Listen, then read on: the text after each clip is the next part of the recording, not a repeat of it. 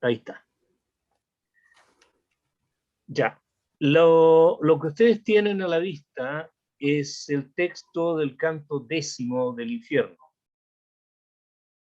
Ahí. Con el que vamos a trabajar ahora. Pero permítanme hacer una pequeña introducción. Nosotros quedamos en el canto 6º del infierno en el momento en que Dante y Virgilio dejan el círculo de los golosos. Después de haber hablado con Chasco, que es un conciudadano de Dante, que ante las preguntas que él le hace, le dice que efectivamente la ciudad dividida, la città partita, dice, está siendo consumida en este momento por 3 pecados principales, ¿no es cierto? Y esos pecados principales tendrían su equivalente en las 3 fieras que nosotros vimos en el primer canto. Esto es, yo diría, aceptado universalmente por todos los comentaristas. Lo que pasa es que después se empiezan a hacer algunas diferenciaciones. Pero, en mi opinión, esa es la explicación principal. O sea, soberbia, envidia y avaricia. Esas son las faville, o sea, las llamitas que tienen encendido los corazones y que naturalmente crean todos los problemas. Ahora, vamos a escuchar lo mismo, dicho de otra forma, por Brunetto Latini en el canto 15º, que hoy día también lo vamos a ver. Hoy día vamos a ver 3 cantos. El 10º, el 13º y el 15º. ¿Ya? Les digo para los que en este momento tienen ahí una Divina Comedia y están buscando el texto con el que vamos a trabajar. Dante le pregunta también a Chasco por algunos personajes importantes. Teghiaio, Farinata, Jacopo Rusticucci, Arrigo, el Mosca y Lamberti. Y Chasco le dice que están entre los pecados más negros, ¿ya? Del infierno, que están son entre las almas más negras, para ser más exacto. Y efectivamente Dante en el canto 10º va a encontrar a Farinata del Liberti, que ahora vamos a explicar inmediatamente de quién se trata, pero primero tengo que decirles que Dante pasa por el círculo de los avaros y los pródigos, que ya lo vimos en la lección introductiva. Son pecadores que están llevando enormes pesos, que arrastran, o mejor dicho, empujan con el pecho. No especifica Dante lo que son, podríamos pensar que son enormes bolsas de dinero, como las dibuja Gustavo Doré, y que al llegar hasta un cierto punto del círculo empiezan a retroceder y por lo tanto tienen que volverlas a subir. Mientras tanto se cruzan con el otro grupo, que es lo de los pródigos, que vienen en sentido opuesto haciendo exactamente lo mismo. Es el mito de Sísifo. Dante sigue combinando elementos paganos con elementos cristianos y con elementos hebreos, pero sobre todo cristianos. Y mucho elemento pagano, sobre todo en todos estos primeros cantos que están bajo el influjo directo de Virgilio, tal como traté de explicar yo en la primera reunión cuando lo preguntó una de ustedes. Entonces, saliendo de este círculo de los avaros y los pródigos, Dante y Virgilio llegan hasta una laguna, la laguna Estigia. En ella están las almas que consumió la ira, ¿ya? Y bajo el agua se oyen voces que salen entre medio de las burbujas que forman las palabras, diciendo que están ahí por haber sido asediosos, o sea, perezosos, que sería una forma de ira mala que destruye. Ahora, a ese punto, Dante y Virgilio se detienen frente a una alta torre. Y así termina el canto 7º. El canto octavo empieza con el famoso verso Io dico seguirá. Yo digo prosiguiendo. Lo que ha hecho pensar a muchos que Dante, entre ellos yo, que Dante suspendió la escritura de la Divina Comedia, de la Comedia, justamente al terminar el canto séptimo, y al empezar el canto octavo lo retomó años después.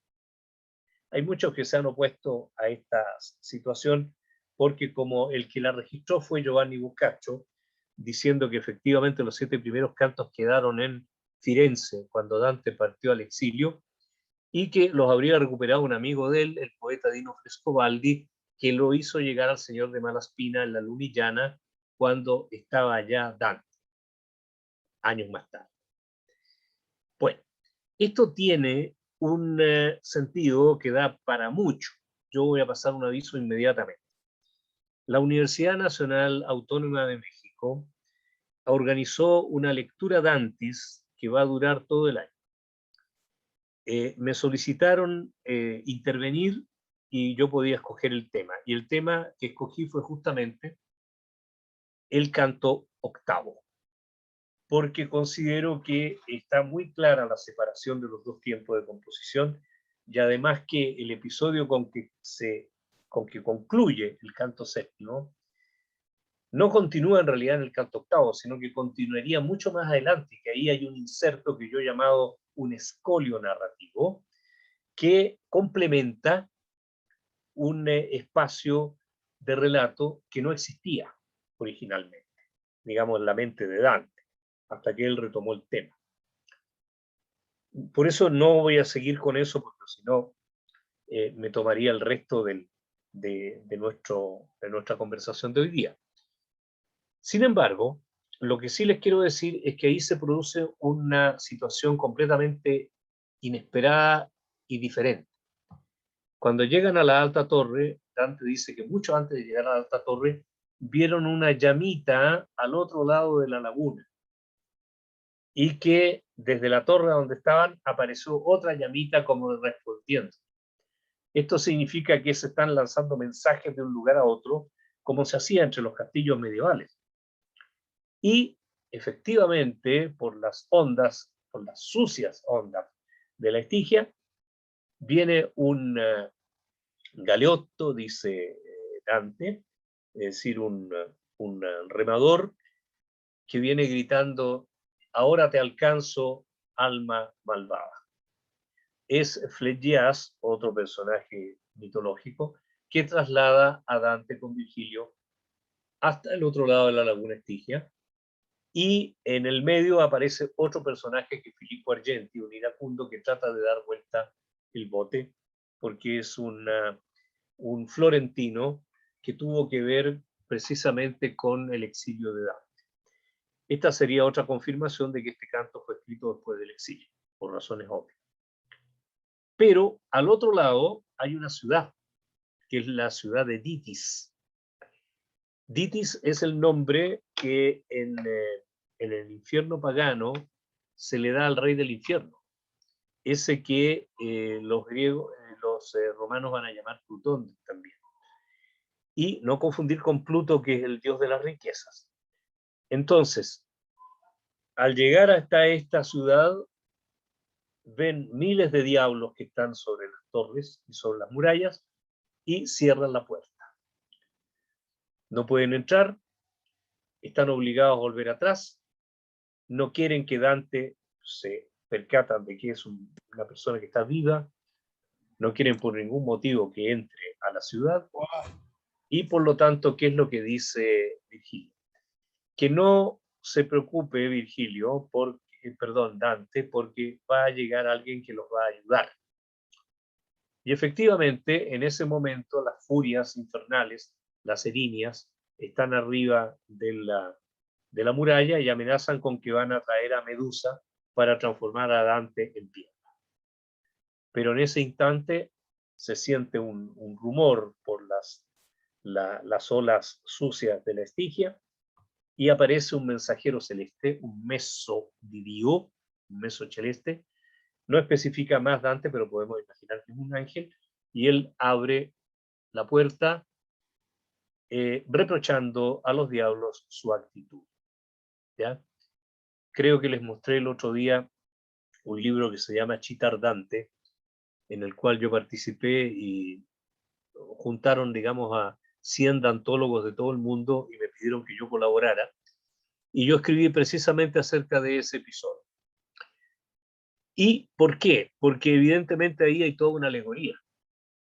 Es decir, Virgilio representa la razón humana, pero sin la iluminación divina y sin el apoyo divino no puede seguir el viaje.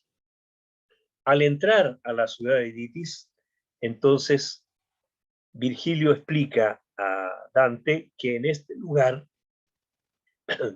que es un cementerio gigantesco, donde hay tumbas abiertas, todas las tumbas están abiertas, y de donde salen llamas. Ahí explica Virgilio, hay herejes. Ahí están los heréticos, divididos cada uno en una tumba, junto con todos sus secuaces.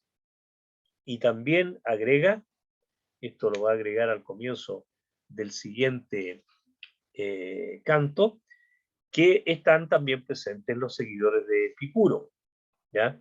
¿Y por qué?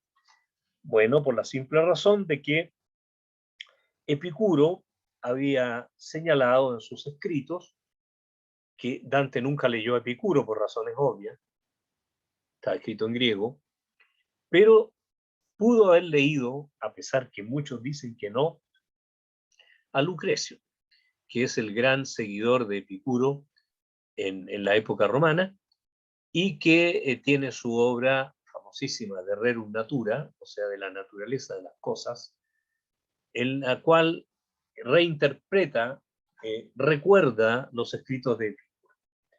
Pero sobre todo, ¿cuál es el grave problema de Epicuro? Que Epicuro creía que nosotros vivíamos en un mundo material y que por lo tanto también nuestra alma está constituida por materia y por lo tanto el alma también muere con el cuerpo, lo cual naturalmente es inaceptable dentro de una visión cristiana de esta situación.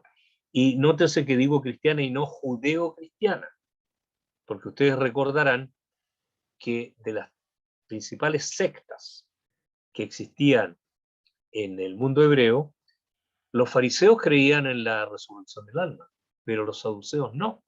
Los saduceos sostenían que el alma moría con el cuerpo.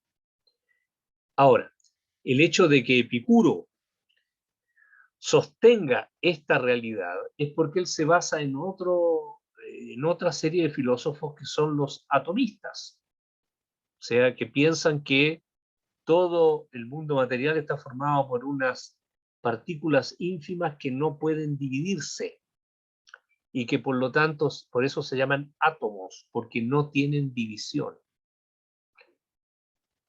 Todos ustedes me van a decir, claro, y estamos en la era atómica, precisamente.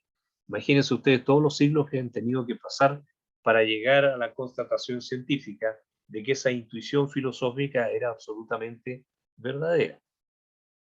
Ahora, hay otros que siguen sosteniendo hasta el día de hoy que no, que tal vez los átomos no existen, es la energía que está dando vuelta ahí, pero que no es controlable.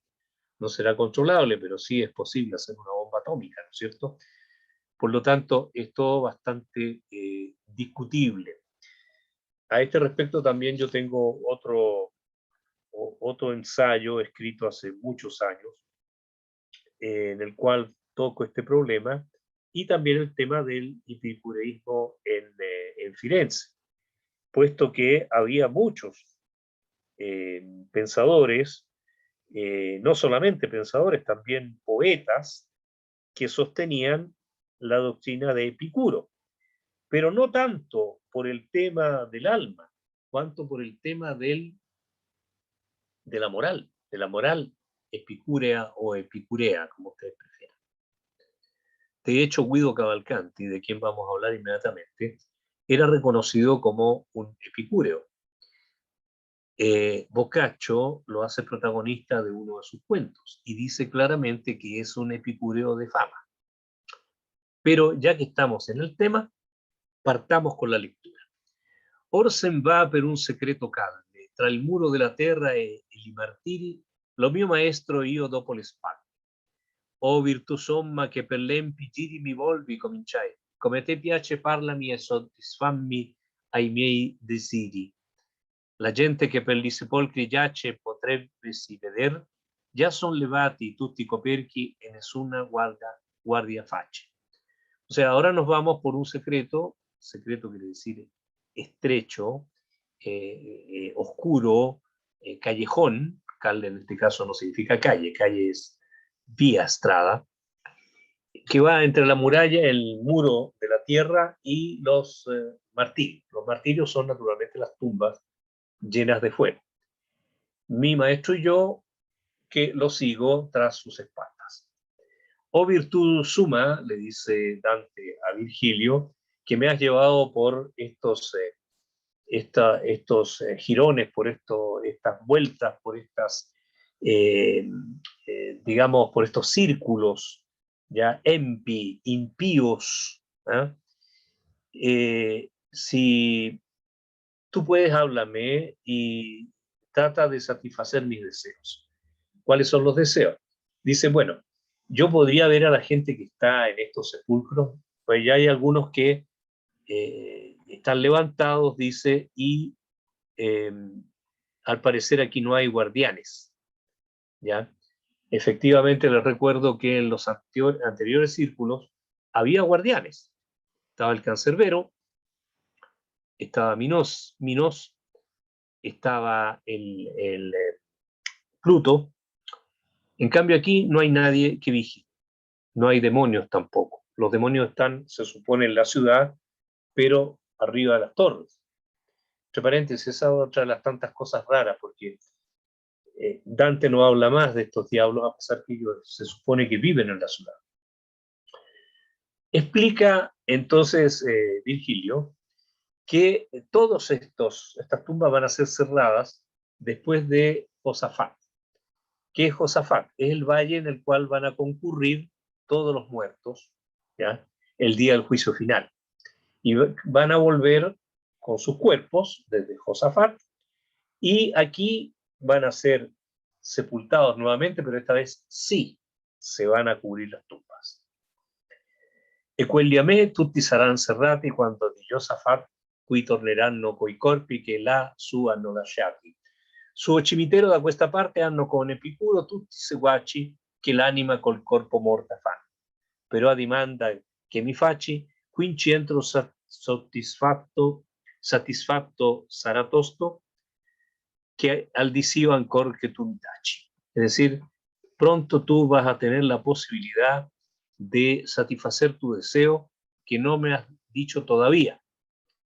Pero claro, se da cuenta Dante que no le puede ocultar nada a Virgilio. Virgilio ya sabe qué es lo que quiere Dante. ¿Qué quiere Dante? Hablar con un personaje en particular, con un epicúreo famoso, Farinata del Liuberti. Farinata del Liuberti, gran jefe ghibellino, que precisamente parte de la historia de Firenze. Los que han estado ahí en la piazzale degli Uffizi han visto que hay una serie de esculturas de florentinos famosos, entre los cuales está Dante también. Y ahí está Farinata del Liuberti, habiendo sido también pintado por Andrea del Castaño en otra serie de grandes florentinos ilustres. Y es un personaje que después de muerto fue declarado como herético y por lo tanto epicúreo también, y su cadáver fue desenterrado y sus restos dispersos, ¿ya? Pero ya se ha dado cuenta Virgilio que lo que quiere Dante es conversar con él. Entonces dice, e io bonduca non tegno riposto, che a te mio cuor se non per dicer poco, e tu mai non pur mo a ciò disposto. Es decir, yo no saco nada con hablarte porque tú sabes perfectamente qué es lo que yo quiero. Y se oye una voz. Oh tosco, che per la città del fuoco vivo te vai così parlando onesto, piacciati di restare in questo loco. La tua loquela ti fa manifesto di quella nobil patria natio alla qual forse fui troppo molesto. Imagínense ustedes en este silencio infernal, solamente con probablemente sentir el crepitar del fuego que sale de las tumbas, se oye esta voz, seguramente una voz profunda, ¿no? Determinante, de guerrero, que le dice: oh Toscano, que por la ciudad del fuego te vas vivo así, hablando honesto, que te guste quedarte aquí en este lugar conmigo, ¿ya? Porque la tua locuela, tu locuela, tu manera de hablar, te hace manifiesto de aquella noble patria, que naciste en aquella noble patria a la cual yo tal vez fui demasiado molesto. Es decir, de esta manera nos damos cuenta que Dante habla con acento toscano y que de esto se ha percatado Farinata, que está hablando con un toscano. Y nótese que habla de tosco, podría haber dicho fiorentino. Y ustedes me pueden decir, bueno, pero ¿qué diferencia hay? Muchísima. Un florentino no habla como un aretino, como un senese, o como un livornés, o como un pisano. Cada uno tiene su propia inflexión. La inflexión de Dante, evidentemente, es florentina. No solo el conde Ugolino, cuando le va a dirigir la palabra a Dante, le dice: tú eres florentino. ¿Pero por qué? Porque Ugolino es pisano, ¿ya? Es decir, tiene mucha importancia esto de el acento.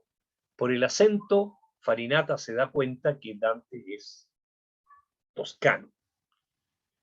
También los tres sodomitas que van a encontrar más adelante en el tercer círculo de los, tercer jirón, mejor dicho, de los violentos, los tres sodomitas florentinos se van a dar cuenta que Dante es florentino, pero no por cómo habla, porque Dante no está hablando, sino por la ropa que lleva puesta, que es ropa de tipo florentino, ¿ya?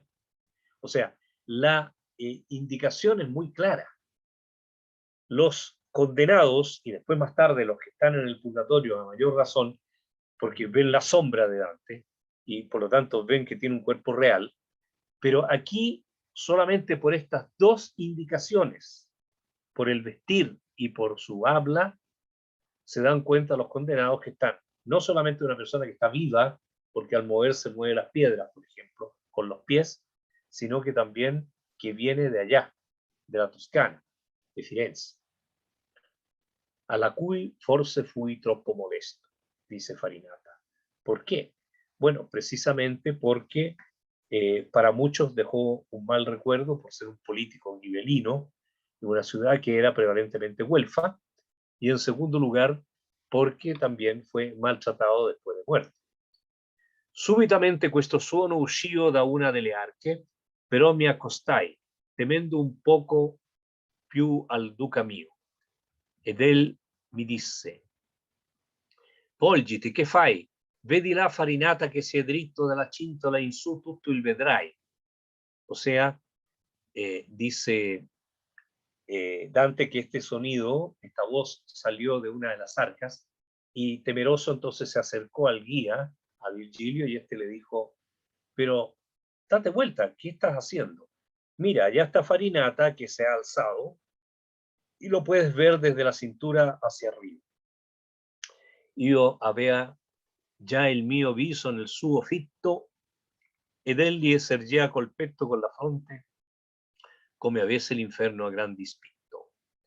Es decir, él ya estaba erguido con el pecho y con la frente mirando como si tuviera en gran despecho, en gran desprecio a todo el infierno. E le animoso man del duca e pronte mi pinse tra le sepolture a lui dicendo: le parole tue sien conte. O sea, mi guía me empujó hacia las sepulturas diciendo que tus palabras sean restringidas.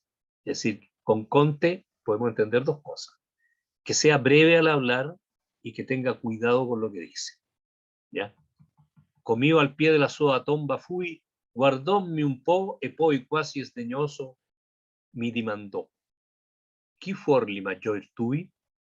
Entonces estuve al pie de su tumba, me miró un poco y después, casi con un cierto desdén, me preguntó, ¿quiénes fueron tus mayores? O sea, ¿quiénes fueron tus antepasados? ¿No? ¿Quiénes fueron tus padres, tus abuelos? Io che era d'ubbidir desideroso, non gliele celai, ma tutto glieli apersi. Ondei levò le ciglia un po' in suso, poi disse, fieramente furo avversi a me e ai miei primi e a mia parte, sì che per 2 fiate li dispersi. Él, es decir, yo estaba deseoso de responder y no se lo oculté, no gliel celai, no le oculté en ningún caso quiénes eran mis antepasados, ma tutto glieli apersi, se lo dije abiertamente. Entonces él levantó las pestañas, como quien dice, abrió bien los ojos hacia lo alto y después dijo, fueron fieramente adversarios míos, de mis familiares, de mis antepasados y de mi parte, o sea, de mi partido. Tanto así que por 2 veces los dispersé. ¿Ah? Nótense ustedes el tono firme, directo, de un hombre absolutamente convencido de su poder guerrero y de su compromiso político. Los parientes de Dante habían sido güelfos, y él había sido jefe ghibellino. Entonces, no solamente fueron contrarios a mí, a mi familia y a mi partido, sino que también 2 veces los dispersé. 2 veces se tuvieron que ir, porque yo me encargué de echarlos. Entonces Dante responde de inmediato, como buen florentino, como buen toscano, no se va a quedar callado ni aunque le hable el mismísimo Farinata. Entonces dice, sei fur cacciati ai tornar d'ogni parte, rispose io lui, l'una e l'altra fiata, ma i vostri non ha presa il ben quell'arte. Si ellos fueron expulsados, nótese, expulsados, no dispersados, ellos volvieron de cada parte, respondí yo a él, una y otra vez, pero los vuestros no aprendieron bien esa arte. ¿Por qué está diciendo esto? Por la sencilla razón que es un hecho histórico la lucha que existe entre los güelfos y los ghibellinos, y sobre todo en Firenze. Yo, para mayor abundamiento, preparé acá, espero que esté aquí, sí, preparé esta indicación. A mí me tapan las fotos, ¿eh? Yo no sé si ustedes ven bien esas fechas que están en azul. Levanten si ven bien, por favor. ¿Ya? Perfecto. 1248. Les recuerdo que Dante nació en 1965. 1248. El 2 de febrero, que es el Día de la Candelaria, hasta el día de hoy es el Día de la Candelaria aquí en Chile también, los güelfos dominaban en la ciudad. Federico II, gran jefe ghibellino, estaba como emperador que quería imponerse en toda Italia, estaba en el norte, y al saber que Florencia no se rendía ante el emperador, mandó a 1.600 soldados a atacar la ciudad y a apoyar, por lo tanto, a los gibelinos. Los güelfos abandonaron la ciudad porque no podían enfrentarse ante esa muchedumbre que estaba llegando en contra de ellos. 1248.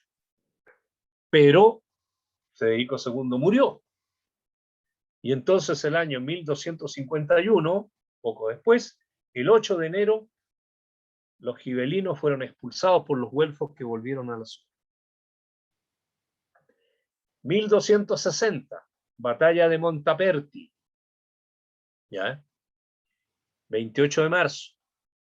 Entre paréntesis, señorita Katy, usted que compró mi libro, hay todo un cronograma que yo hice unos cuadritos que están en la parte ya hacia el final del libro, donde están todas estas fechas con las indicaciones de las obras de Dante, de los papas que fueron elegidos, de los jefes militares, está todo ahí. Pero esto es lo concentrado. El 28 de marzo, batalla de Montaperti, ¿ya? Es la famosa batalla en que ganan los gibelinos, y por lo tanto Farinata Alliberti, vamos a ver esto de inmediato un poquito más adelante, era el jefe de los gibelinos, y al tomar de nuevo la ciudad de Firenze, expulsaron a los guelfos. Pero el 26 de febrero de 1266 fue la batalla de Benevento, y en la batalla de Benevento fue derrotado y murió el hijo natural, pero hijo al fin, de Federico II. Por lo tanto, fue el fin de los gibelinos, que nunca más van a poder recuperarse, por lo menos en ámbito florentino. Los güelfos, por lo tanto, definitivamente mandan. Entonces ustedes pueden ver, los gibelinos expulsaron 2 veces a los güelfos, 1248, 1260.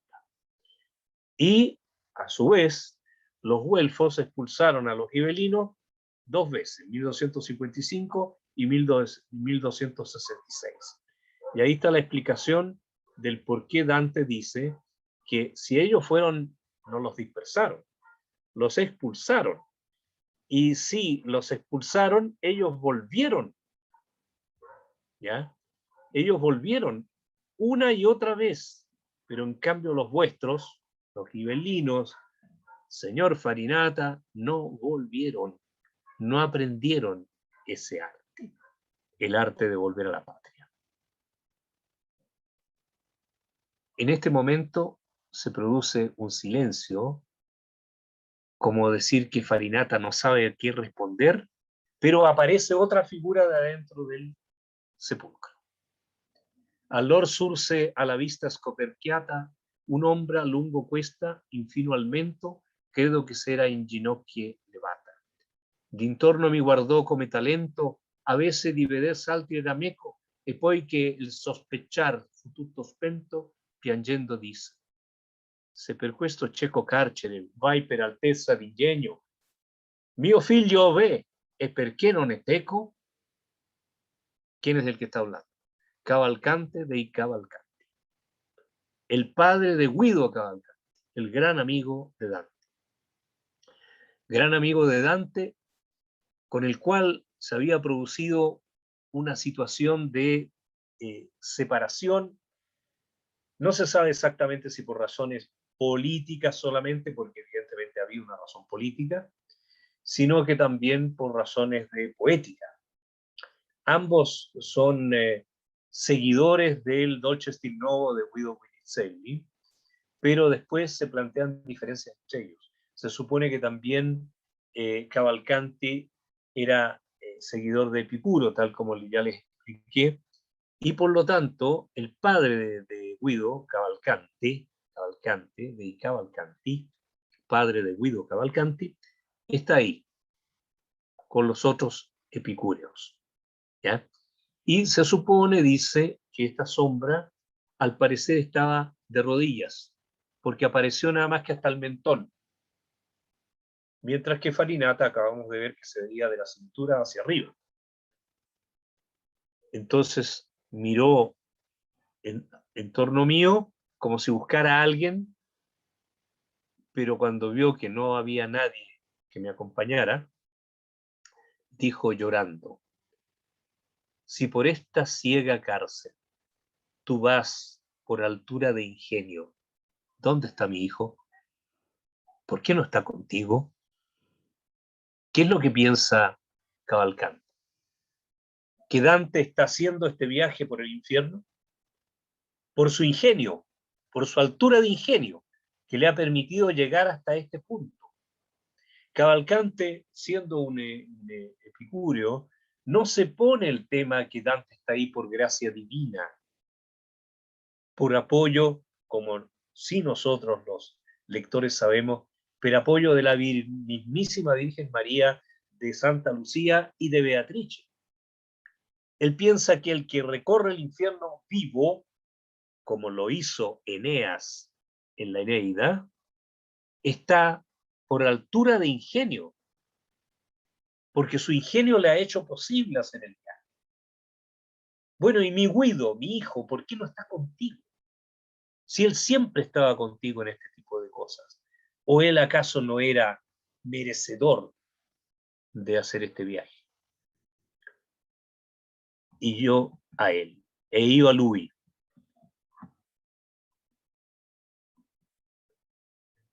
Da me stesso non vegno, colui che attende là per cui mi mena, forse cui vostro, guido vostro ebbe a disdegno. Le sue parole e il modo della pena che mi avean di costui già letto il nome, però fu la risposta così piena. Di subito dizzato gridò: come? Dicesti egli ebbe, non vive egli ancora, non fiere gli occhi suoi lo dolce lume. Responde Dante: por mí mismo no vengo. Aquel que me espera allá, que me trae por estos lados, es el que ha hecho posible este viaje, o sea, per cui mi mena. Aquí a mí me traen, yo no vengo por altura de ingenio propio, ¿ya? ¿Y a quién me lleva? A aquel que tal vez Guido vuestro tuvo en desdén, tuvo en desprecio, que no tomó en cuenta. Este verso ha sido interpretado de muchísimas maneras. Hay textos larguísimos, ensayos completísimos.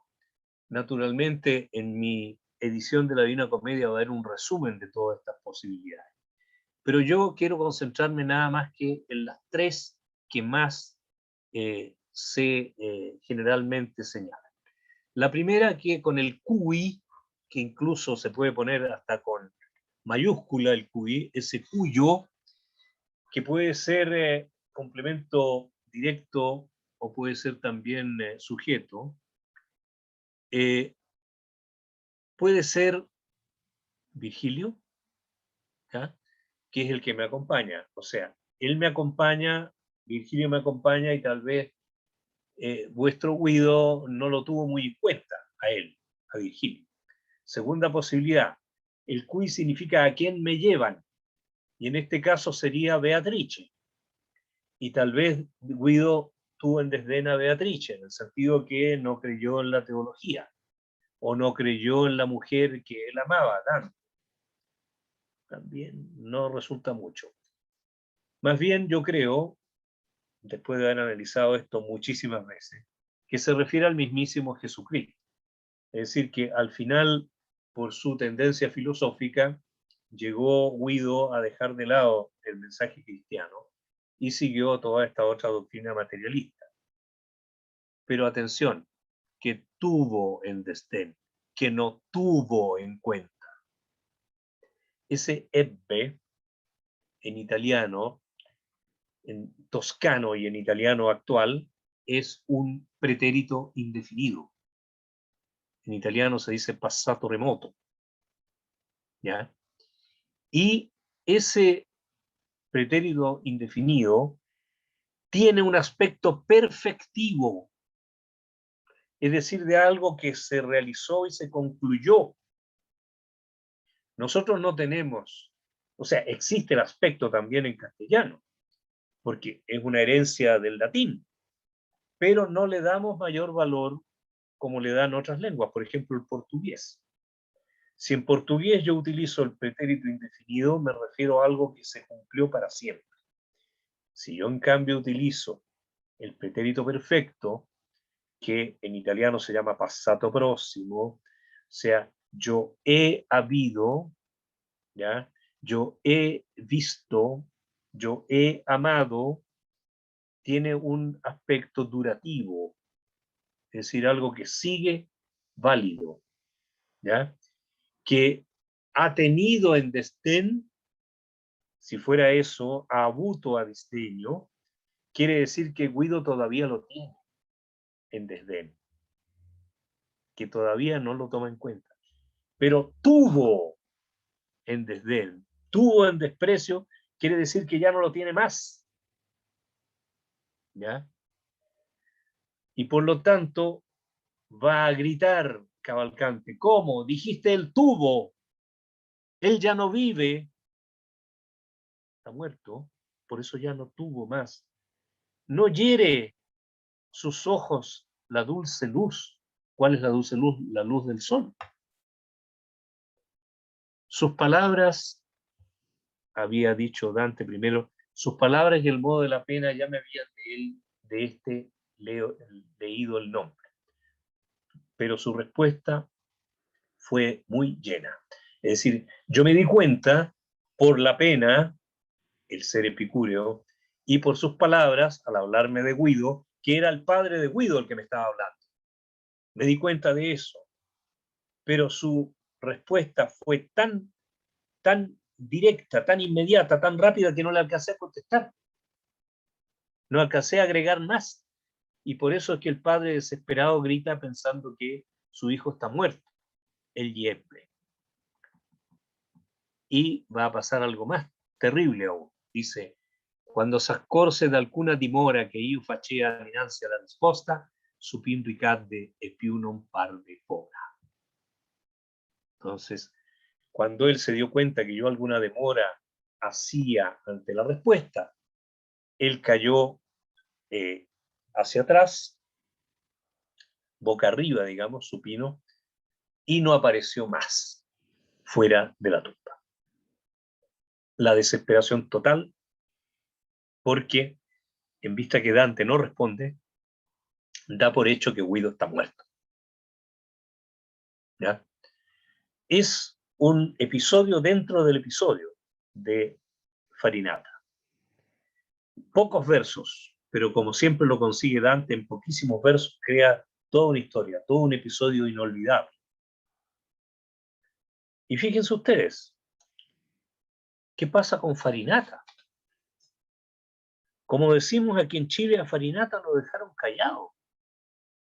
¿Ya? Con la famosa frase, sei fur cacciati e tornati da ogni parte. L'una e l'altra fiata, ma i vostri non appresero ben quell'arte. ¿Eh? Y Farinata se queda en silencio, aparece el padre de Guido, alcanza a decir estas palabras, cae, y Farinata sigue ahí, impertérrito, hierático, delante de Dante. Ma quell'altro magnanimo, es decir, Farinata, ma quell'altro magnanimo a cui posta arrestato m'era, non mutò aspetto, né mose collo, né piegò sua costa. El otro magnánimo, mientras todo eso ocurría, no cambió de aspecto, no movió el cuello, ni siquiera plegó uno de sus rasgos faciales. Ese continuando al primo detto. Se egli in quell'arte disse male appresa, ciò mi tormenta più di questo letto. Ma 50 volte non sia raccesa la faccia della donna che qui regge, che tu saprai quanto quell'arte pesa. A ver, ¿qué está pasando aquí? Aparentemente Farinata se ha quedado en silencio, no se ha dado cuenta siquiera que Cavalcante apareció en la tumba y sigue hablando con Dante como si no hubiera pasado nada. ¿Por qué? Porque evidentemente la frase de Dante lo ha dejado en silencio, lo ha dejado pensativo. ¿Ya? Si ellos, y continuó como lo que estaba diciendo antes al primo de esto, si ellos esa arte, la arte de volver a la patria, la aprendieron mal, eso me atormenta más que este hecho. O sea, el pensar que los míos, que los gibelinos fueron expulsados por segunda vez y que no pudieron volver a la patria, que quedaron para siempre fuera, eso me atormenta mucho más que el hecho de haber sido condenado por Epicurio y que estar metido aquí en el fuego eterno. Imagínense ustedes. Pero no pasará 100 veces. Por 100 veces no se encenderá la cara de la mujer que aquí rige, que aquí gobierna, que tú sabrás cuánto ese arte pesa. ¿Cuál es la facha de la donna che vince? La luna. ¿Por qué? Porque entre las tantas tradiciones paganas está aquella que Proserpina también representaría a la luna. Proserpina es la esposa de, o Perséfone entre los griegos, bueno, digamos Proserpina con respecto a Plutón, así como Perséfone es con respecto a Hades. Representa a la luna. Por 50 veces no se va a encender la cara de la luna, que tú sabrás cuánto pesa ese arte. El arte de no poder volver a la patria. ¿Qué quiere decir que 50 veces se encienda el rostro de la luna? 50 meses. O sea, en 4 años más, tú vas a saber lo que significa no volver a la patria. Ahora, esta es una profecía. Esta es una clara profecía, no es como la de Chaco, que Chaco habló de que iba a haber graves problemas entre los dos grupos más importantes, que eran los blancos y los negros en Firenze. No, no, esta es una profecía clara y precisa. Tú no vas a poder volver a tu patria. ¿Ya? Y más adelante, ustedes terminarán de leer el canto completo, más adelante Dante le va a preguntar a Virgilio y Virgilio le va a decir que eso te lo va a explicar otra persona, Beatrice. Pero en realidad no va a ser así, porque el que le va a explicar eso va a ser Cachagüí, su tatarabuelo al que va a encontrar en el cielo de Marte, en el paraíso. A ver, quiero agregar una última reflexión respecto de lo que acabo de leer. Muchos han pensado que las palabras de Farinata son palabras de venganza. Así, ¿eh? Nosotros no pudimos volver, tú también vas a saber lo que significa no poder volver a la patria. No, yo no creo que haya una venganza aquí. Al contrario, creo que dentro de su personalidad, Farinata siente que está más atormentado por esa falta de regreso a la patria, haber tenido que irse con la cola entre las piernas y no poder volver, que eso lo atormenta más que el infierno en el que está metido. Sin embargo, qué tristeza es eso. Entonces, al escuchar a Dante que se lo echa en cara, piensa que él también va a pasar por lo mismo. ¿Ya? Y por lo tanto no es venganza, es simplemente constatación de cómo de alguna forma la justicia divina actúa. Y nosotros, si hemos tenido un mal pie, si nos ha ocurrido aquello que no queríamos que nos ocurriera, muchas veces por nuestra propia responsabilidad. Ahí están las fechas clave, a las cuales yo agrego entonces ahora dos más. 1302, 27 de enero y 10 de marzo, las sentencias condenatorias contra Dante, por las cuales Dante tiene que salir al exilio. Año 1304, la llamada Batalla de la Lastra, donde son derrotados definitivamente los blancos con apoyo de los aretinos, que no pueden volver a Florencia. 1304, 20 de julio. Es decir, si nosotros sacamos la cuenta que el viaje imaginario de Dante es o en marzo o en abril de 1300, cumple exactamente desde esa fecha, en marzo de 1300 o abril de 1300, al 20 de julio de 1304, ahí están los 50 meses. Porque fue el gran intento de volver a Firenze con las armas. Y ahí es donde Dante se dio cuenta que no había caso. Y su destino político va a ser otro, va a tener que él, de alguna manera, se va a alejar, digamos, de sus compatriotas con los cuales compartía las ideas políticas, porque se da cuenta que ya no, por esa vía nunca lo va a conseguir. trata de conseguirlo como poeta, de ser reconocido como poeta y poder volver a Firenze. Le van a ofrecer un indulto, pero en el cual él tiene que reconocer que fue culpable. Y él no está dispuesto a reconocer algo de lo cual no tiene culpabilidad. Y él cree realmente, y lo dice en el canto 25 del Paraíso, al comienzo del canto 25 del Paraíso, que va a volver y va a ser coronado poeta en Firenze. Nunca habría de volver.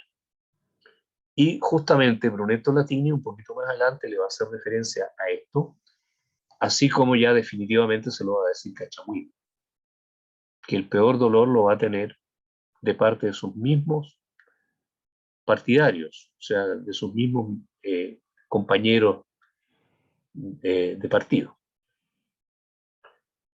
Y Farinata, porque quiero completar la imagen de este personaje que Dante ha hecho famoso, pero en caso contrario habría pasado como tantos otros sin pena ni gloria por la historia. Agrega, e se tu mai nel dolce mondo regge, dimmi, perché quel popolo è sì empio intra i miei in ciascuna sua legge? Entonces, si tú vas a volver al dulce mundo, dime, ¿por qué ese pueblo siempre es tan impío contra mí en todas sus leyes? O sea, el recuerdo claro de Farinata, que fue desenterrado, que sus restos fueron esparcidos, ¿por qué razón se comportaron así? ¿Por qué ese pueblo ha sido, digamos, por qué fui troppo molesto, como dice él? ¿Por qué fui tan molesto para ese pueblo? Y responde Dante, con Dio, lo strazio, il grande scempio che fece larga colorata in rosso, tal oración fa far nel nostro tempio. La culpa, la dice, tiene el estrazio, o sea, la masacre que se produjo en que hizo colorear de rojo el Arbia. El Arbia es un pequeño río que justamente está cerca de Montaperti, donde fue la batalla, que fue una batalla muy sangrienta realmente, y en la cual muchos murieron. Por lo tanto, el recuerdo de esa batalla terrible hace que no se recuerde con principal afecto a Farinata. Y Farinata responde, poiché ebbe sospirando il capo mosso, después que hubo movido la cabeza suspirando, a ciò non fui io sol, disse, né certo senza cagion con gli altri sarei mosso, ma fui io solo, laddove sofferto fu per ciascun di torre via Firenze, colui che la difesi a viso aperto. En eso no fui yo el único, no estaba yo solo. Y no me hubiera movido si no hubiera habido una razón para cometer todo esto, esta masacre de Arbia y de Montaperti. Pero yo fui el único, fui yo solo, que allá, cuando todos querían torre, o sea, quitar, cuando querían destruir Fiorenza, el único que la defendió a rostro abierto. ¿Por qué? Porque los vencedores gibelinos se reunieron en Empoli y los jefes militares dijeron ahora a destruir Firenze, que no quede piedra sobre piedra. Y Farinata se opuso. Y él, como comandante en jefe de los gibelinos, salvó a Firenze de ser destruida para siempre. ¿Vamos? Bueno. Te se riposi mai vostra semenza, pregai io lui, solvetimi questo nodo che qui è la inviluppata mia sentenza. Dice, por favor, si puedes, aclárame qué es lo que está pasando, porque yo tengo una duda. Ya, dejemos de lado la parte política, ahora hablemos de otra cosa. Il par che voi veggiate, se ben odo, dinanzi quel che è tempo, que el tempo seco adduce, en el presente tenete altro modo. Por lo que escucho, ustedes saben de de lo que ha ocurrido en el tiempo, pero no saben qué es lo que ocurre en el presente. Cuando Dante había conversado con Chaco, Chaco sabía lo que estaba ocurriendo. Pero, ¿por qué Cavalcante no sabe que Guido está vivo? Porque Guido todavía no ha muerto. Va a morir poco después, claro. Para ser más exacto, está ya muerto cuando escribe estos versos Dante. Pero para el viaje imaginario de Dante, Guido todavía estaba vivo. Y entonces responde Farinata. Noi veggiam come quei che a mala luce le cose disse che ne son lontano, cotanto ancor ne splende il sommo luce, quando si appressano o son tutto vano nostro intelletto, e s'altri non ci apporta nulla sapendo di vostro stato umano.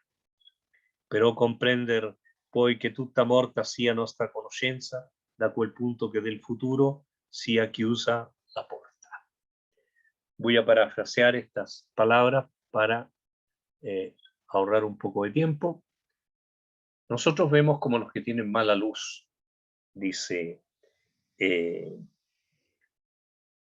Farinata. Mala luz quiere decir que tenemos vista mala, como los presbites, como los que sufren de perificia. Entonces dice, las cosas que están lejos las vemos bien, pero cuando se acercan a nosotros empiezan a ponerse cada vez más difusas. Y por eso es que nosotros no vemos el presente. Entonces, a este punto, entendemos también el contrapaso. Estos herejes, ¿no es cierto?, no quisieron ver el presente. Dijeron que, es decir, no quisieron ver el presente como una proyección hacia el futuro. Desde el momento que el alma muere con el cuerpo, hay que vivir el presente y nada más que el presente. Entonces ahora no saben nada del presente. Lo van a saber cuando lo que es futuro se haga presente, pero antes no. Y entonces explica Dante que esa es la razón por la cual no le contestó a Cavalcante, porque él se quedó pensando que bueno, pero ¿por qué él no sabe que Guido está vivo? Si se supone que todos estos muertos saben lo que está pasando en este momento, en el presente. ¿Ya? Allor come di mia colpa compunto disse, or direte, dunque a quel caduto che il suo nato e coi vivi ancor congiunto. E se io fossi di ansia alla risposta muto, fatei saper che il feci che pensava già nell'error che mi avete soluto. Es decir, debéis decir al que cayó, es decir, a Cavalcante, que si yo me quedé mudo ante la respuesta, si no le alcancé a responder, es porque estaba pensando, bueno, pero ¿por qué no sabe? ¿Qué es lo que, porque, por este error que ahora sí tengo claro? Y va a preguntar Dante a Farinata que otras personas están ahí en la tumba, y le va a explicar que está Federico II, que está el cardinale, por, digamos, por antonomasia, el cardinale Ottaviano degli Ubaldini, obispo de Bolonia, que fue ghibellino hasta las últimas consecuencias, y muchos más. Pero con esto se cierra el episodio. Virgilio llama a Dante, que tiene que proseguir, y le explica que más adelante, ahí dice, quando sarai dinanzi al dolce raggio di quella il cui bell'occhio tutto vede, da lei saprai di tua vita il viaggio. Cuando estarás delante del dulce rayo de aquella que con su bello ojo todo lo ve, de ella vas a saber el viaje de tu vida. O sea, ¿qué va a pasar con tu vida? Con Beatrice. No va a ser así. Dante lo va a cambiar esto por la importancia que va a tener luego Cachagüira. Pasemos al canto 13.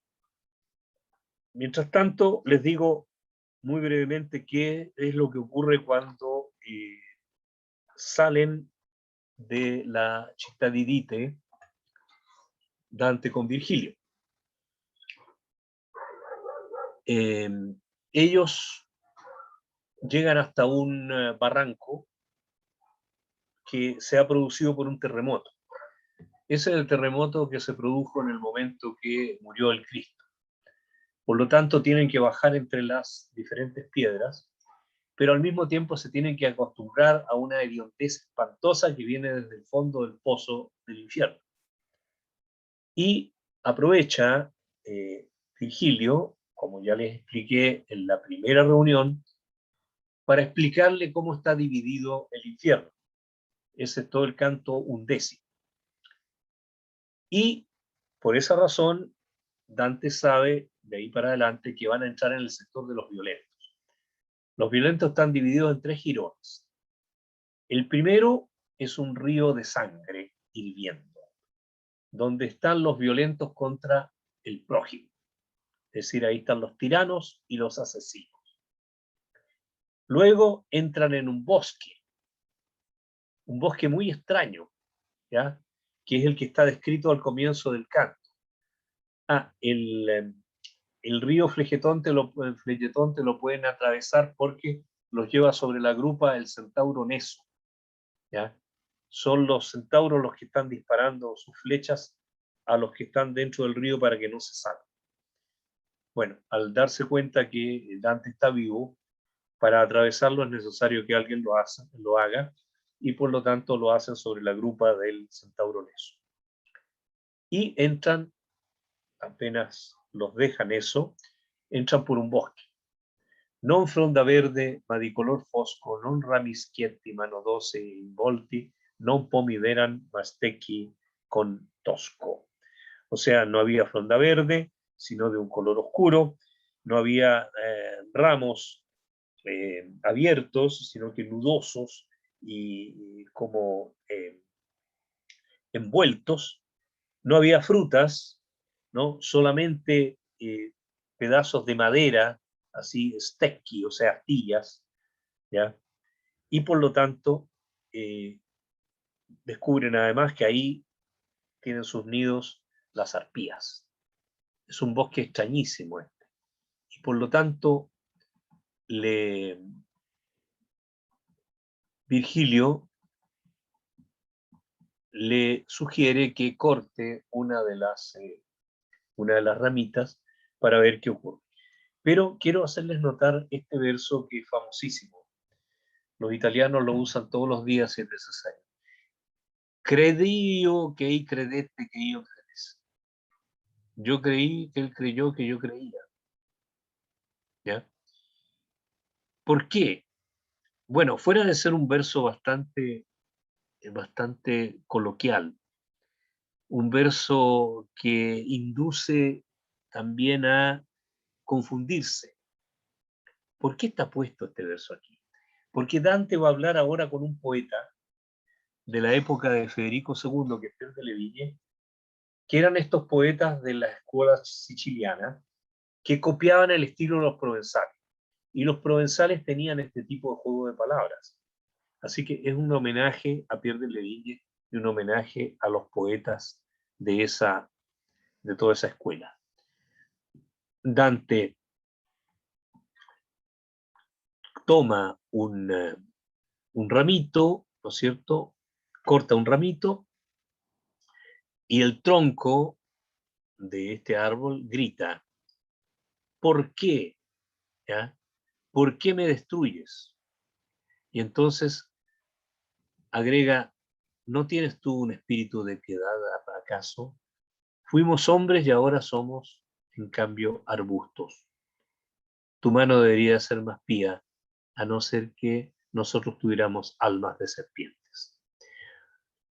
Perché mi scerpi? Non hai tu spirito di pietà alcuno? Uomini fummo e or siam fatti sterpi. Ben dovrebbe essere la tua mano più pia se state fossimo anime di serpi. Efectivamente, Dante no se había dado cuenta y ahora lo sabe, que este tronco al cual le ha cortado una ramita el Dante es un hombre transformado en árbol. entonces son los suicidas, los violentos contra sí mismos, condenados a estar transformados en árboles.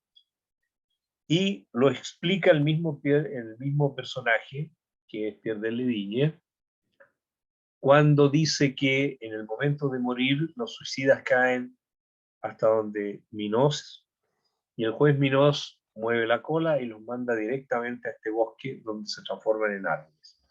Y ahí van a estar hasta el día del juicio final, cuando reaparecerá su cuerpo junto al árbol, pero el cuerpo quedará colgando para siempre del árbol. Y él se presenta de esta forma, con estas palabras. Io son colui che tenni ambole chiavi del cor di Federico, e che le volsi, serrando e diserrandosi soavi, che dal secreto suo quasi ogni uom, no alcanzo a leer ahí, tolsi, quasi ogni uom tolsi, fede portai al glorioso ufficio, tanto che ei ne perdei li sonni e i polsi. O sea, yo soy aquel que tuvo las dos llaves del corazón de Federico y que las volví, les di vuelta, cerrando y abriendo, descerrando, tan suaves que del secreto suyo casi de todo hombre pude quitar. A ver, ¿qué quiere decir con estas palabras? Las dos llaves del corazón de Federico era una que cerraba su corazón, la otra que abría su corazón. Era su gran consejero, ¿ya? Por este glorioso oficio, él tuvo la confianza completa de parte de Federico, al punto que perdió tanto los sueños como los pulsos, como las muñecas. O sea, que el sueño y la salud, en este caso perder y polsi quiere decir perder la vida. Justamente por haber sido el confidente de Federico II, por haber sido su hombre de confianza absoluto, al final terminó perdiendo la vida. ¿Por qué? Les recuerdo que es un suicida. ¿Por qué se suicidó?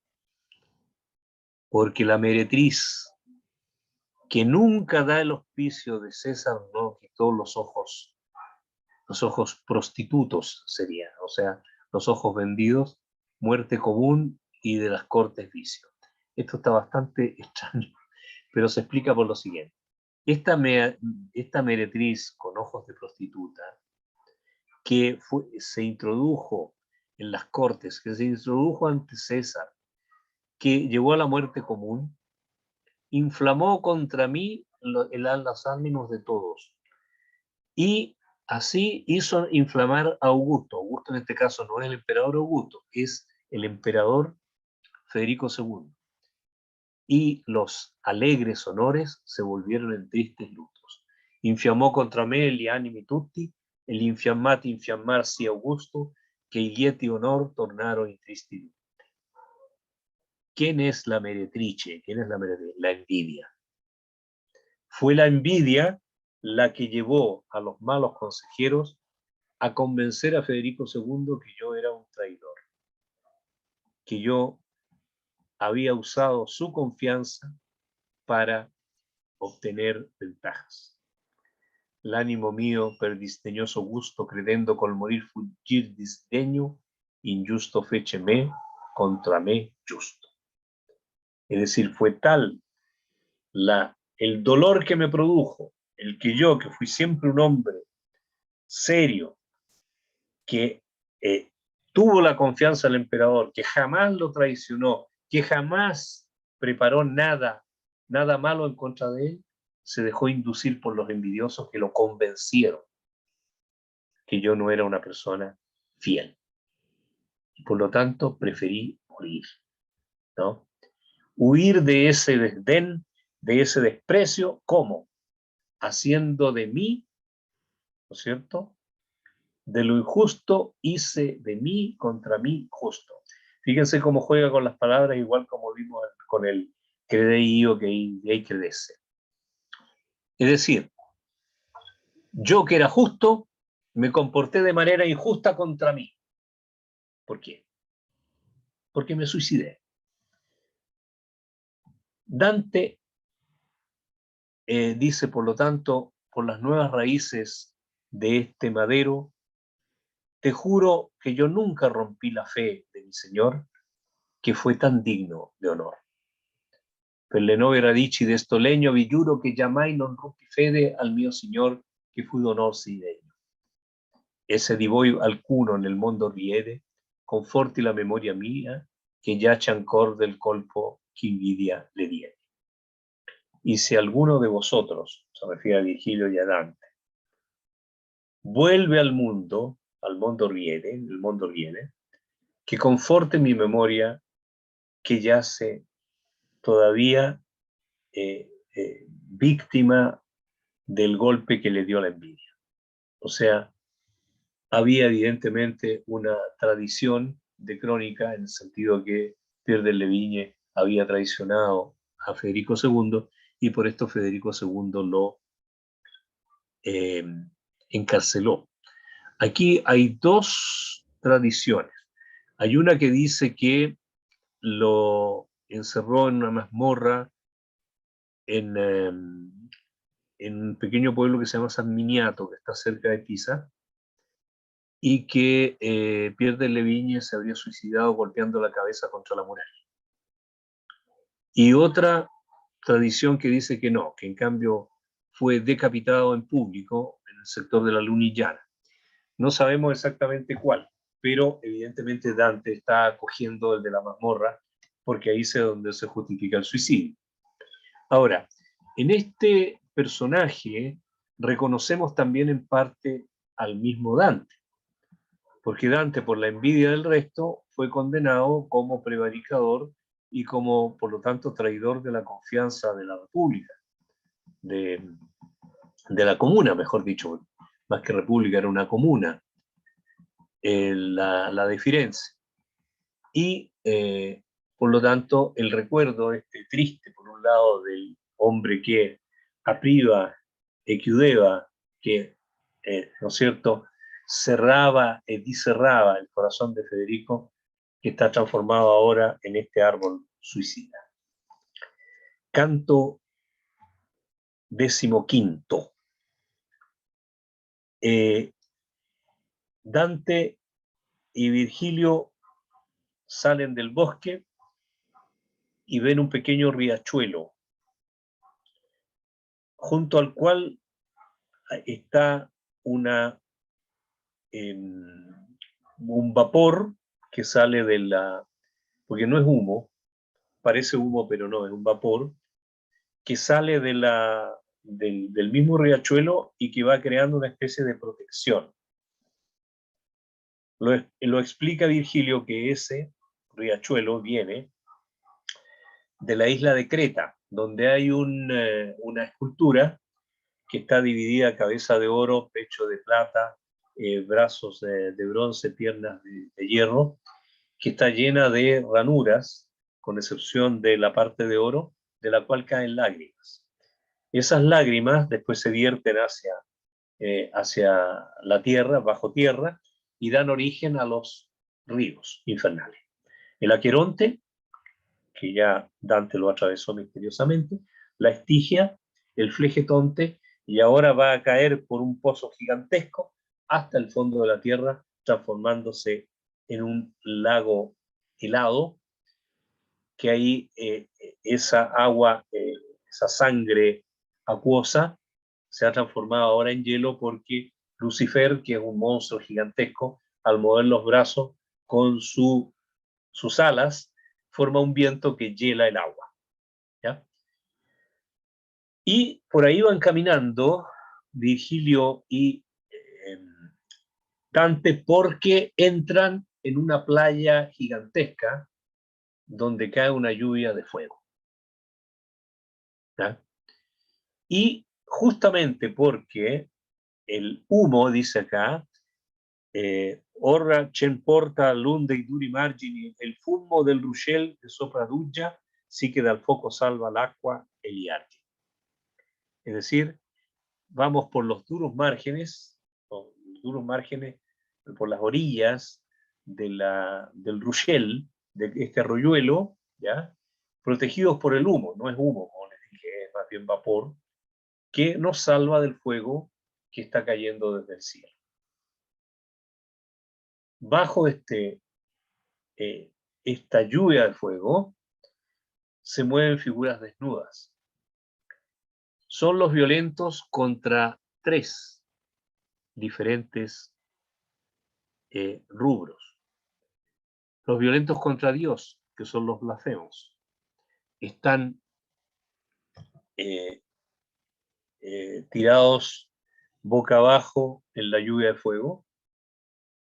Ahí Dante reconoce a Capaneo, guerrero, uno de los guerreros de los 7 contra Tebas, famosa obra de este tiempo, la Tebaida.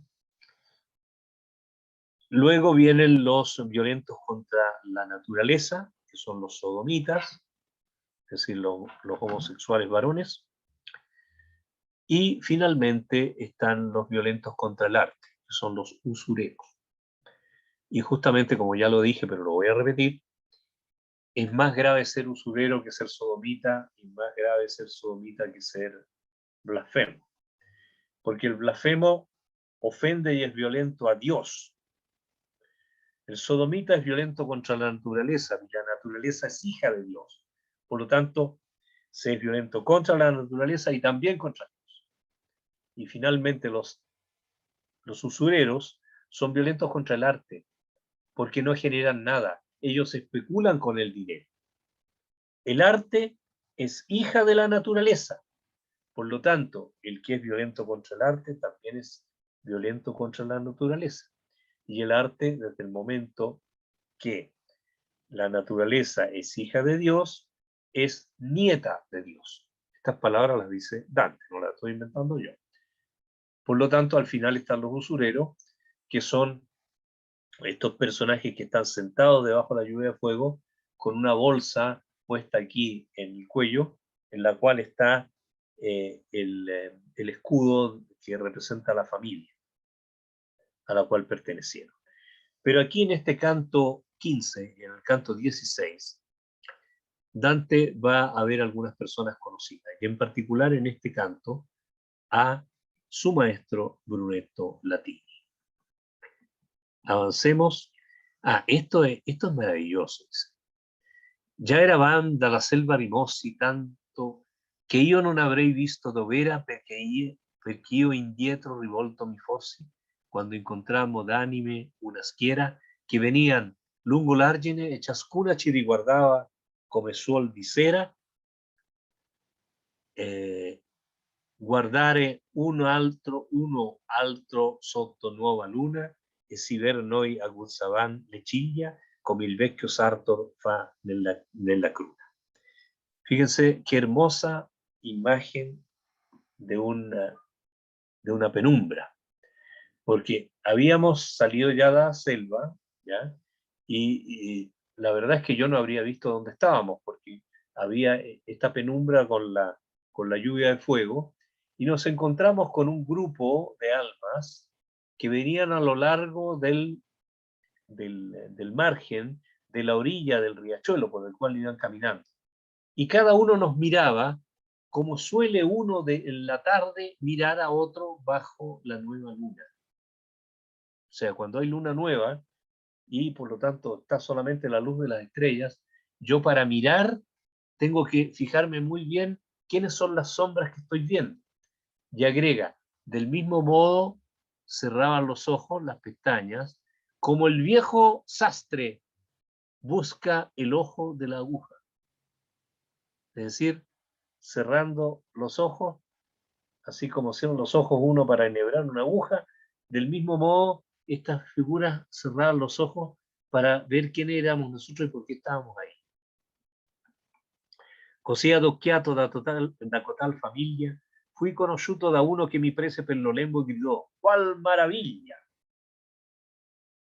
Es decir, siendo visto, siendo ojeado, sería la palabra exacta, por esa familia, o sea, por ese grupo, fui reconocido por uno que me tomó por el lembo, es decir, por el borde del traje, y gritó que qué maravilla es esta, cuál maravilla. E io, agrega Dante, quando il suo braccio a me distese, ficai gli occhi per lo cotto aspetto, sì che il viso abbruciato non difese la conoscenza sua al mio intelletto. E chinando la mia alla sua faccia risposi, siete voi qui, ser Brunetto. Y yo, cuando mi brazo extendí hacia él, fijé mis ojos en su cocido aspecto, es decir, su aspecto quemado, de modo que su rostro no se defendió ante mis ojos, es decir, yo lo reconocí. Eso es lo que quiere decir Dante, sí che il viso abbruciato non difese. Non difese che cosa? La conoscenza sua al mio intelletto. Es decir, mi intelecto fue capaz de reconocer, de conocer ese rostro todo bruchasqueado, o sea, todo quemado, todo tostado. Y moviendo, inclinando la mano hacia su cara, le respondí, ¿estáis vos aquí, ser Brunetto? ¿Usted está aquí, ser Brunetto? Brunetto Latini fue maestro de Dante. Ahora, ha sido bastante discutido este personaje porque la única indicación que tenemos de la sodomía de Brunetto Latini la da Dante. Y por lo tanto uno dice, bueno, pero ¿qué homenaje es este? Poner nada menos que al maestro entre los homosexuales, entre los sodomitas, y más encima condenado. Quiere decir que ni siquiera se arrepintió, porque después vamos a ver en el purgatorio que los que se arrepienten a tiempo se salvan.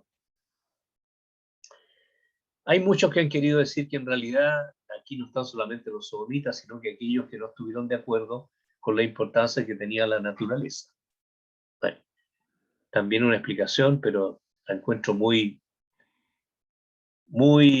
improbable, ¿ya? En el fondo, creo, es mi opinión,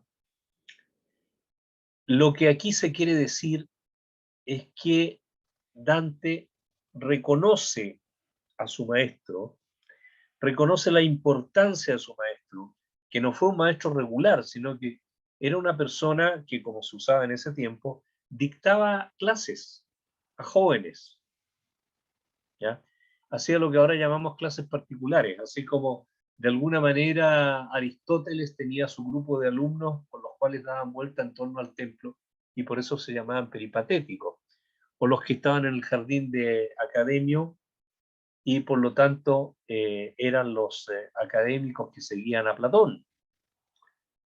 En este caso, seguramente Dante estudió retórica con Brunetto Latini, y como seguramente también estudiaron muchos otros jóvenes de su época.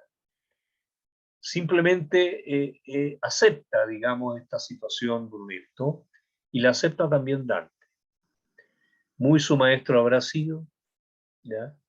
Pero el condenado tiene que cumplir con su condena, con su pena.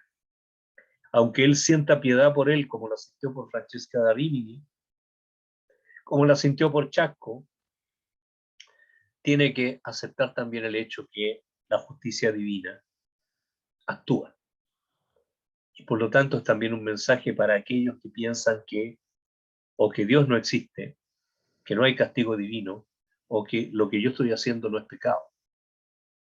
Yo creo que por ahí va más bien la explicación. Y lo que le dice Brunetto Latini a Dante es que si alguien se detiene y no sigue caminando, está obligado a quedarse ahí detenido por 100 años. Por lo tanto, le pide a Dante que por favor le permita seguir caminando al lado de él, ¿ya? Porque no se puede detener a conversar. Y le pregunta por qué fortuna o por qué destino antes del último día te han traído aquí. ¿Y quién es este que te muestra el camino? Él cominciò, qual fortuna o destino anzi l'ultimo di qua giù ti mena? E chi è questi che mostra il cammino? Y risponde Dante, lassù di sopra in la vita serena, rispose io lui, mi smarrì in una valle avanti che l'età mia fosse piena. Pur ieri mattina le volsi le spalle, questi mi apparve tornando io in quella che reducemi acá per questo cambio. Es decir, responde, yo estaba allá arriba en la vida serena y me perdí en un valle. En este caso nosotros sabemos que es la selva oscura, antes de que mi edad fuera completa, estuviese plena. Es decir, antes que se acabara mi edad, antes que se acabara mi vida. Ayer en la mañana le di vuelta a las espaldas a ese valle, a esa selva. Este se apareció ante mí, ¿ya? Y cuando yo estaba volviendo hacia la selva, ¿no? Él me reduce mi acá, o sea, me sacó de ahí, ¿ya? Me trajo hacia esta calle, hacia este callejón, hacia este lugar por donde vamos a pasar. Noten ustedes un detalle. Dante no va a tener problema en decir, sobre todo en el purgatorio, que Virgilio es Virgilio. Pero aquí se reserva el nombre, igual que lo hizo con Farinata. No dijo ese es Virgilio. ¿Por qué? Bueno, porque evidentemente un personaje como Virgilio, que está mucho más allá, enormemente más famoso que Brunetto Latini, habría servido para opacar y apocar mucho más al personaje que ya está siendo castigado debajo de la lluvia de fuego.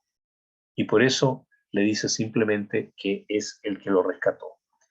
Y aquí viene entonces la parte más importante de la conversación. Ed egli a me, se tu segui tua stella non puoi fallire a glorioso porto, se ven ma corsi nella vita bella.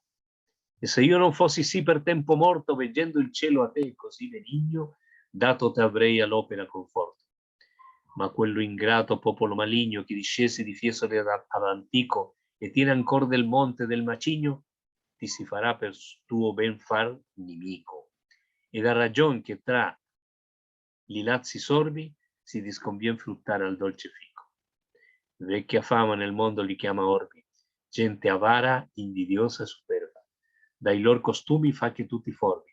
La tua fortuna tanto onor ti serva che l'una parte e l'altra avranno fame di te, ma lungi sia dal becco l'erba. Faccia alle bestie fiesolane strame di lor medesme e non tocchi la pianta se alcuna surge ancora in lor letame, in cui riviva la sementa santa di quei romani che vi rimasero quando fu fatto il nido di malizia tanta. Es decir, ¿qué es lo que nos está diciendo con esta profecía Brunetto Latini y con lo cual estamos cerrando la reunión de hoy? Dice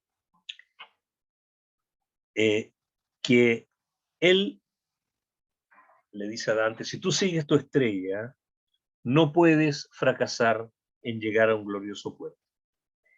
Si bien yo me di cuenta durante la vida bella. Y si no hubiera sido porque yo morí antes, viendo al cielo tan benigno a ti, yo creo que habría encontrado confortación en tu obra. Es decir, yo habría tenido tiempo, si hubiera vivido más, de ver lo grandioso que eras tú, cómo eras capaz de desarrollar una obra bellísima, ¿ya? Pero yo morí antes. Esto ha hecho pensar de que Brunetto Latini en algún momento hizo el horóscopo de Dante, ¿no? Y después dice, ese pueblo maligno que descendió de Fiesole, es lo que piensa Dante, que los fundadores de Firenze venían de Fiesole, ¿y quiénes eran? Eran los sobrevivientes de la batalla entre Catilina y los seguidores de la República Romana. Dice, no por nada, dice, a estos a estos florentinos, a este pueblo malvado, una vieja fama los llama ciegos. ¿Ya? ¿Por qué? Bueno, porque se dejaron incluso engañar por los pisanos, que les prometieron regalarles unas hermosas columnas, y que en cambio eran unas columnas viejas y usadas, que incluso están todavía ahí en el batisterio de Firenze. Y agrega, es gente avara, envidiosa y soberbia. ¿Ven? Lo mismo que había dicho Chaco. ¿No? Tú te tienes que cuidar de sus hábitos. Las dos partes. Aquí hay que entender cómo güelfos y gibelinos, como blancos y negros, van a querer comer, tendrán hambre de ti, pero que esté lejos de su pico la hierba. O sea, igual como hay que mantener la hierba lejana de los pájaros, que tú te quedes lejos. De manera que estas bestias fesolanas no toquen la planta, sino que al final se maten entre ellas. Ahora, a este punto, Dante, teniendo esta profecía de Brunetto, va a conversar algunas otras cosas con él, que naturalmente las pueden leer ustedes por su cuenta, pero lo que me interesaba era dejar esto, y sobre todo este homenaje que le rinde. Dice Dante: se fosse tutto pieno il mio dimanda, rispose lui, io lui, voi non sareste ancora dell'umana natura posto in bando, che nella mente me fitta e or me ancora la... Eh, ¿cómo es la cosa? A ver, que por un momento me acora, sí, me está en el corazón. Sí, todavía dice, no, no, todavía tengo en la mente me fita, está fija en la mente, clavada en la mente, todavía me llena el corazón la cara buena imagen paterna, la querida y buena imagen paterna de vos. Es uno de los pocos personajes a los que trata de voi Dante. En este caso es de altísimo nivel, ¿ya? Equivale a nuestro usted, ¿no? Que usted, cuando en el mundo, hora tras hora, me enseñaba cómo el hombre se eterniza, o sea, cómo el hombre llega a la eternidad. ¿Por qué? Porque seguramente le enseñó también filosofía, le enseñó teología. En el fondo, lo que está señalando Dante es que le debe mucho a Brunetto Latini, y por eso le está rindiendo este homenaje. Un homenaje un poco extraño, que sea aquí en pleno infierno, pero absolutamente válido, al punto que, si conocemos a Brunetto Latini, más que por su tesoro o su tesoretto, el tesoro está escrito en francés, el tesoretto está escrito en italiano, vivió mucho tiempo en Francia, tuvo relación con los poetas provenzales, es decir, es un personaje muy completo, Brunetto Latini, digno de ser estudiado y de ser conocido, pero en general, fuera del mundo académico, los que lo han oído nombrar es justamente por este episodio, porque Dante se ha encontrado con él en el infierno. Bien, me llegó la hora, realmente estamos dentro de los límites preestablecidos, pero como siempre Magdalena nos va a interrumpir la grabación, y me imagino que nos va a permitir conversar un momento, por lo menos recibir las inquietudes de ustedes, que me imagino que también serán muchísimas, ¿no? Estos tres cantos que acabo de ver yo, cada uno da para una clase completa, y espero no haber sido demasiado superficial, pero lo que me interesaba más que nada era motivar en ustedes el interés por los personajes y por la manera que tiene Dante de describirlos. Veo que Magdalena está hablando.